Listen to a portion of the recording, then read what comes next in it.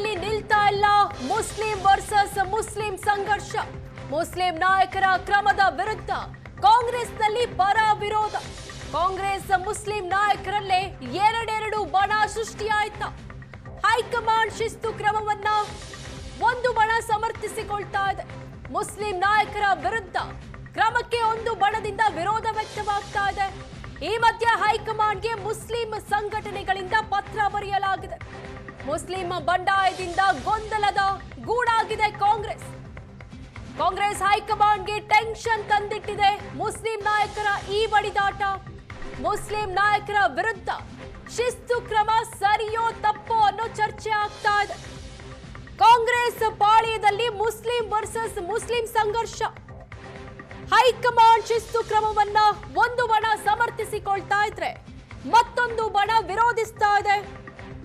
ಈ ಮಧ್ಯೆ ಹೈಕಮಾಂಡ್ಗೆ ಮುಸ್ಲಿಂ ಸಂಘಟನೆಗಳಿಂದ ಪತ್ರ ಕೂಡ ಬರೆಯಲಾಗಿದೆ. ಮುಸ್ಲಿಂ ಬಂಡಾಯದಿಂದ ಕಾಂಗ್ರೆಸ್ ಗೊಂದಲದ ಗೂಡಾಗಿದೆ. ಈ ಮುಸ್ಲಿಂ ನಾಯಕರ ಬಂಡಾಯ ಹೈಕಮಾಂಡ್ಗೆ ಟೆನ್ಷನ್ ಅನ್ನ ತಂದಿಟ್ಟಿದೆ. ಮುಸ್ಲಿಂ ನಾಯಕರ ವಿರುದ್ಧ ಶಿಸ್ತು ಕ್ರಮ ಸರಿನಾ ತಪ್ಪ ಅನ್ನೋ ಚರ್ಚೆ ಆಗ್ತಾ ಇದೆ. ಒಂದು ಬಣ ಸರಿ ಅಂತ ಇದೆ, ಮತ್ತೊಂದು ಬಣ ವಿರೋಧ ವ್ಯಕ್ತಪಡಿಸ್ತಾ ಇದೆ. ಹೀಗಾಗಿ ಕಾಂಗ್ರೆಸ್ ಹೈಕಮಾಂಡ್ಗೆ ಮತ್ತೊಂದು ಟೆನ್ಷನ್. ಕಾಂಗ್ರೆಸ್ನಲ್ಲಿ ಮುಸ್ಲಿಂ ವರ್ಸಸ್ ಮುಸ್ಲಿಂ ನಾಯಕರ ವಿರುದ್ಧ ಶಿಸ್ತು ಕ್ರಮಕ್ಕೆ ಸಿಎಂ ಆಪ್ತರಿಂದ ಬೇಸರ ವ್ಯಕ್ತಪಡಿಸಲಾಗಿದೆ. ಒಂದು ನೋಟಿಸ್ ಕೂಡ ನೀಡದೆ ಕ್ರಮ ಅಂತ ಸಚಿವ ಜಮೀರ್ ಹೇಳಿದ್ದಾರೆ. ಪಕ್ಷ ವಿರೋಧಿ ಅಂತಾರೆ, ಒಂದು ದಾಖಲೆ ಕೊಟ್ಟಿಲ್ಲ ಅಂತ ಆಕ್ರೋಶ ವ್ಯಕ್ತಪಡಿಸಿದ್ದಾರೆ. ಸಿಎಂ ಮೌನದ ಬಗ್ಗೆ ಆತಂಕಗೊಂಡಿರುವ ಸಿಎಂ ಆಪ್ತ ನಾಯಕರು. ಸಿಎಂಗೆ ಯಾರೋ ಮಾಟ ಮಂತ್ರ ಮಾಡಿಸಿರ್ಬೇಕು ಅಂತ ರಾಜಣ್ಣ ಹೇಳಿದ್ದಾರೆ. ಸಿಎಂ ಮಾತಾಡಿದ್ರೆ ಬೇರೆಯದ್ದೇ ಸೌಂಡ್ ಅಂತಿದ್ದಾರೆ ಜಮೀರ್.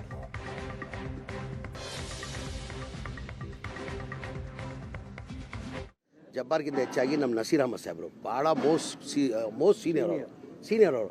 ಅವ್ರು ಏನಾರು ಪಕ್ಷದ ವಿರೋಧಿ ಏನಾರು ಮಾಡಿದರೆ ಅದು ಪ್ರೊಸೀಜರ್ ಇರ್ತದೆ. ಸತೀಶ್ ಜಾರಕಿಹೊಳಿ ಏನು ಹೇಳಿದ್ರು, ಪ್ರೊಸೀಜರ್ ಪ್ರಕಾರ ಮಾಡಬೇಕಾಗಿತ್ತು, ನೋಟಿಸ್ ಕೊಡಬೇಕಾಗಿತ್ತು, ರಿಪ್ಲೈ ತೊಗೊಳ್ಬೇಕಾಗಿತ್ತು, ರಿಪ್ಲೈ ಆದಮೇಲೆ ಮಾಡಬೇಕಾಗಿತ್ತು ಅಂತ ಹಂಗೆ ಹೇಳಿರೋದು.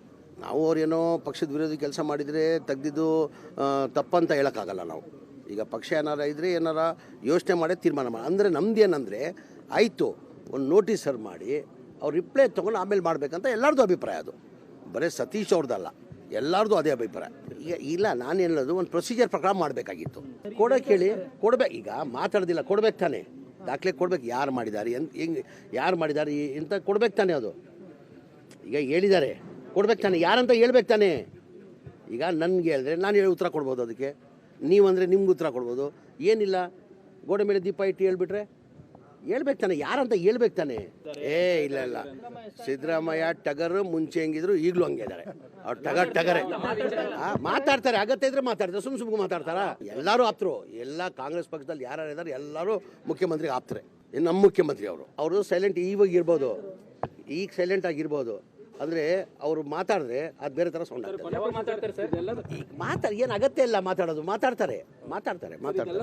ಕ್ರಮ ಅಂತ ಆಗಬೇಕು ಅಂದರೆ ಅವರನ್ನು ಕೇಳ್ತಕ್ಕಂಥದ್ದು ಸೌಜನ್ಯಕ್ಕಾದರೂ ಕೂಡ ಏನಪ್ಪ ನೀನು ತಪ್ಪು ಮಾಡಿದ್ಯಾ ಅಂತಕ್ಕಂಥದ್ದನ್ನು ಕೇಳೋದು ಸೌಜನ್ಯ. ಕೇಳಬೇಕು ಅಂತ ಅವರು ಹೇಳಿದರೆ ಅದು ಸಾಮಾಜಿಕವಾಗಿ ಎಲ್ಲರೂ ಒಪ್ಪುವಂಥ ಮಾತು. ಸರ್ವೇ ಸಾಮಾನ್ಯವಾಗಿ ಯಾರ ಮೇಲೆ ಏನೇ ಆರೋಪ ಬಂದರೂ ಕೂಡ ಅದನ್ನು ಅವರನ್ನು ನೋಟಿಸೇ ಕೊಡಬೇಕು ಅಂತಿಲ್ಲ.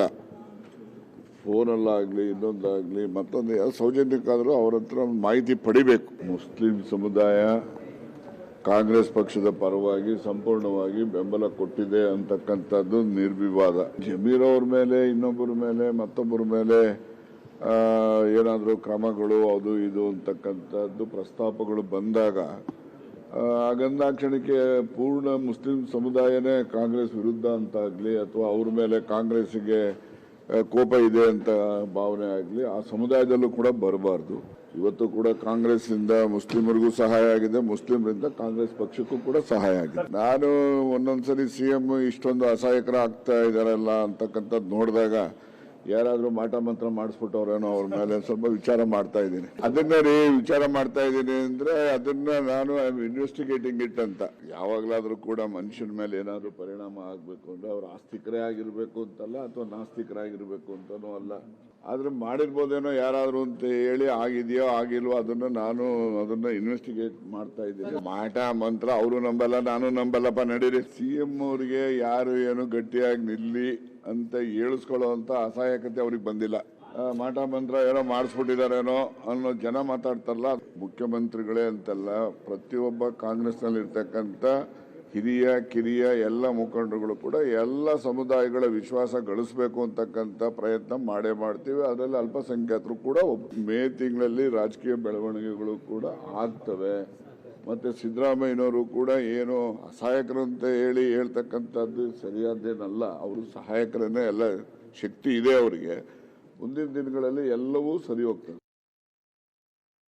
ಗೊಂದಲ ಏನಿಲ್ಲ, ಗೊಂದಲ ಚುನಾವಣೆ ಬಂದಾಗ ಅದು ಸ್ವಾಭಾವಿಕ. ಆ ಥರ ಆಗ್ತದೆ, ಇದು ಒಂದೇ ಅಲ್ಲ, ಎಲ್ಲ ಚುನಾವಣೆ ಈ ರೀತಿ ಆಗ್ತದೆ. ಸರಿ ಮಾಡುವಂಥ ಪ್ರಯತ್ನ ಮುಖಂಡರಿಂದ ಪಕ್ಷದಿಂದ ಹಾಗೆ ಆಗ್ತದೆ, ಹೊಸದೇನಾಗಲ್ಲ. ಅದು ಮುಂದೆ ಹಾಗೆ ಆಗ್ತದೆ. ಯಾಕೆ ಭಾಳಷ್ಟು ಜನನೇನು ನಾವು ಸಸ್ಪೆಂಡ್ ಮಾಡೋದನ್ನು ವಾಪಸ್ ತೊಗೊಂಡಿದ್ದೀವಿ, ಹೊಸದೇನಲ್ಲ. ಇಲ್ಲಿ ಆ ರೀತಿ ಆಗ್ಬೋದು. ಜಬ್ಬಾರ್ ವಿಷಯದಲ್ಲೂ ಆಗುತ್ತಾ ಸರ್ ಅಂತ? ಅವ್ರಿಗೆ ಸಸ್ಪೆಂಡ್ ಆಗಿದ್ದಾರೆ, ಅವರೊಬ್ಬರೇ. ಈಗ ಮಿಕ್ಕಿದವರೊಬ್ಬರು ರಾಜೀನಾಮೆ ಕೊಟ್ಟಿದ್ದಾರೆ ಅಷ್ಟೇ, ಅವ್ರು ನಮ್ಮ ಪಕ್ಷದಲ್ಲಿದ್ದಾರೆ. ಈಗ ವಿರುದ್ಧ ಪ್ರಶ್ನೆ ಜಬ್ಬಾರ್ ಮಾತ್ರ. ಚುನಾವಣೆ ಆದಮೇಲೆ ಅದ್ರ ಬಗ್ಗೆ ಕ್ರಮ ನಾವೆಲ್ಲ ಮಧ್ಯಸ್ಥಿಕೆ ವಹಿಸಿದ್ದೇವೆ, ಅವ್ರ ಪರವಾಗಿ ವಕಾಲತ್ತು ವಹಿಸಿದ್ದೇವೆ.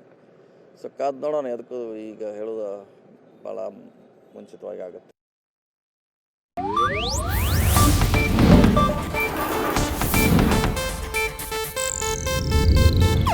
ಇದು ಏಷ್ಯಾನೆಟ್ ನ್ಯೂಸ್ ನೆಟ್ವರ್ಕ್ ಪ್ರಸ್ತುತಿ.